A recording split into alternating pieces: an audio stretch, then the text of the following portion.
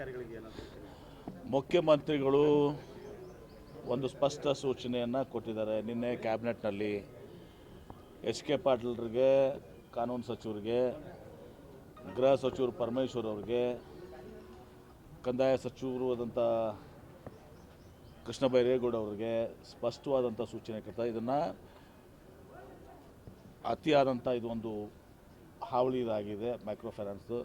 ಇದನ್ನು ಅತ್ಯಂತ ಕಠಿಣ ಕ್ರಮಗಳನ್ನು ತಗೊಳ್ಳೋದಲ್ಲದೆ ಇದಕ್ಕೆ ಒಂದು ಭಾಳ ಬಲಿಷ್ಠವಾದಂಥ ಕಾನೂನನ್ನು ತರುವಂಥದ್ದನ್ನು ಮುಖ್ಯಮಂತ್ರಿಗಳು ಭಾಳ ಗಂಭೀರವಾಗಿ ಇವತ್ತಿನ ದಿವಸ ನಿನ್ನೆ ತಿಳಿಸಿದ್ದಾರೆ. ನಮ್ಮ ಸಮಕ್ಷ ಎಲ್ಲ ಕ್ಯಾಬಿನೆಟ್ ಸದಸ್ಯರ ಮುಂದೆ ತಿಳಿಸಿದ್ದಾರೆ.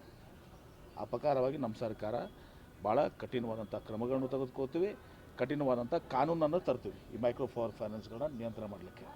ಸರ್, ಕುಮಾರಸ್ವಾಮಿ ತಾವು ಅಧಿಕಾರದಿಂದ ಒಂದು ಬಿಲ್ ತಂದಿದ್ದೆ, ಅದು ಏನಾಯಿತು ಅಂತ ಹೇಳಿ? ಯಾವುದು ಕುಮಾರಸ್ವಾಮಿ ಅವರು ಯಾವ ಬಿಲ್ ಅಂದ್ರೆ? ಇದರದ್ದೇ ಮೈಕ್ರೋ ಫೈನಾನ್ಸ್ ಸಂಬಂಧದ ಬಿಲ್ ತಂದಿದ್ದೆ. ಹೌದಾ? ಮತ್ತು ಆ ಬಿಲ್ ತಂದಿದ್ರೆ ಮತ್ತೆ ಏನಾಯ್ತು ಅಂತದ್ದು? ಆ ಬಿಲ್ ಪರಿಣಾಮ ಏನಾಗಿದೆ? ರಾಜ್ಯ ಸರ್ಕಾರ ಹೇಳ್ಬೇಕು ಆ ಬಿಲ್ ಬಗ್ಗೆ ಅಂತ ಹೇಳಿ. ಆ ಬಿಲ್ ಬಗ್ಗೆನಾ? ಈಗ ನಾವು ಆ ಬಿಲ್ ವರ್ಕ್ ಆಗ್ತಿಲ್ಲ ಅಂತ ಹೇಳ್ಬಿಟ್ಟು ಅವ್ರಿಗೆ, ಅದಕ್ಕೆ ಹೆಂಗೆ ಆಗ್ತಾಯಿದೆ ಅಂಥೇಳಿ.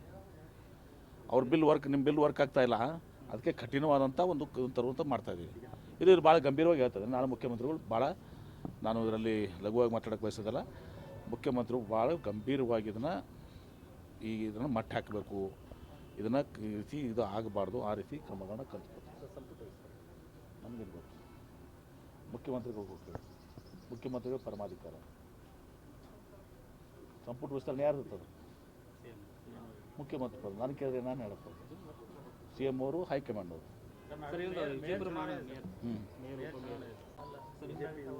ನೋಡೋಣ, ಗೊತ್ತಾಗ್ತದೆ. ಬಿಜೆಪಿ ಎಮ್ ಎಲ್ ಸಿಗಳನ್ನು ಕೆಲವು ಮತದಾರನಾಗಿ ಮಾಡಿ ಸಂಖ್ಯಾಬಲ ಕಾಂಗ್ರೆಸ್ ನಡೀತಿರ್ತದೆ ಇವೆಲ್ಲನೂ ಕೂಡ ಇದರಲ್ಲಿ.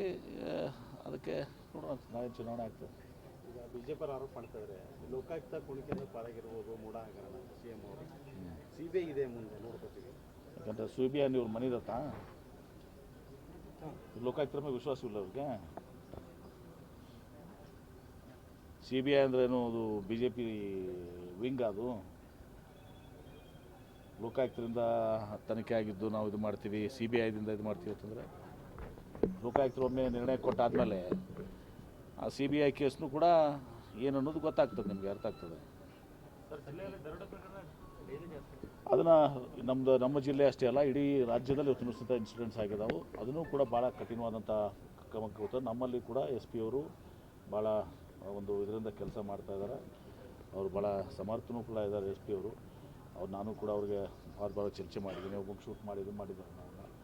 ಹೀಗಾಗಿ ಇದನ್ನು ಹತ್ತಿಕ್ಕುವಂಥದ್ದು ಕೇವಲ ಆ ಕಡೆ ತಮಿಳುನಾಡು, ಈ ಕಡೆ ಮಹಾರಾಷ್ಟ್ರ, ಬೇರೆ ಮಧ್ಯಪ್ರದೇಶ, ಬೇರೆ ಬೇರೆ ಕಡೆಯಿಂದ ಬಂದು ಇದೆಲ್ಲವೂ ಕೂಡ ಎಲ್ಲ ಕಡೆಯೂ ಕೂಡ ನಡೆದು, ಬೀದರ್ನಲ್ಲಾಯಿತು, ಮೈಸೂರಿನಲ್ಲಾಯಿತು, ಇಲ್ಲಿ ಆಯಿತು, ಹೀಗಾಗಿ ಮಂಗಳೂರಿನಲ್ಲಾಯಿತು.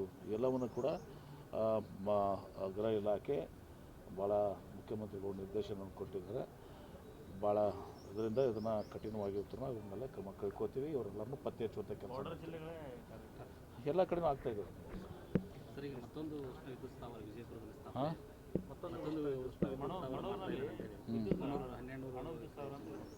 ನೋಡಿ, ಅದು ನನಗೆ ಸಂಪೂರ್ಣ ಮಾಹಿತಿ ಇಲ್ಲ. ಭಾಳ ದಿವಸ ಕೇಳ್ಕೊಂತಿದ್ದೀವಿ, ಅದ್ರ ಬಗ್ಗೆ ನಾನು ಮಾತನಾಡ್ತೀನಿ, ಚರ್ಚೆ